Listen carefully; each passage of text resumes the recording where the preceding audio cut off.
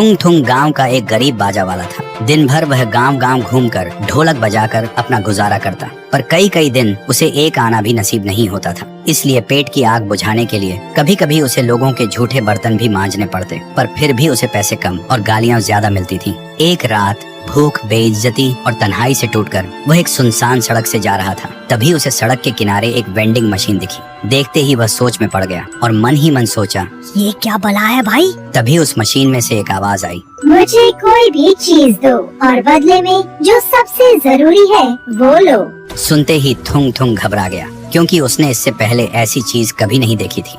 थुंग थुंग को मजाक लगा। उसने एक पत्थर उठाया और मशीन के अंदर डाल दिया। अगले ही सेकंड मशीन से एक 500 का नोट बाहर आया। थुंग थुंग हैरान रह गया।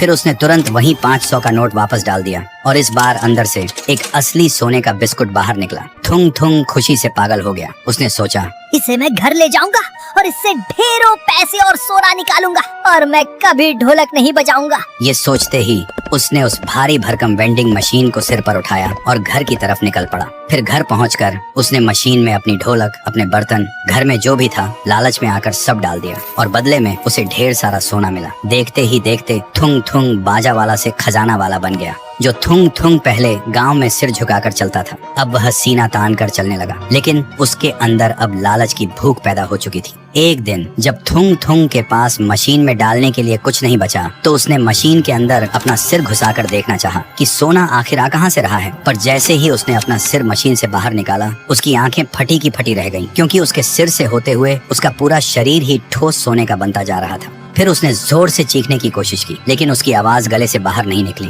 और अगले ही पल दम घुट कर मर गया। लेकिन तभी थुंग थुंग की अचानक आंख खुल गई और वह बुरी तरह हांफने लगा, क्योंकि ये सब एक सपना था। वह घबराकर अपनी बीवी के पास भागा और रोते हुए उसे जोर से गले लगा लिया। उसकी बीवी ने हैरानी से पूछा, क्या हुआ थुंग थुंग, सुबह सुबह इतना प्यार जता रहे हो?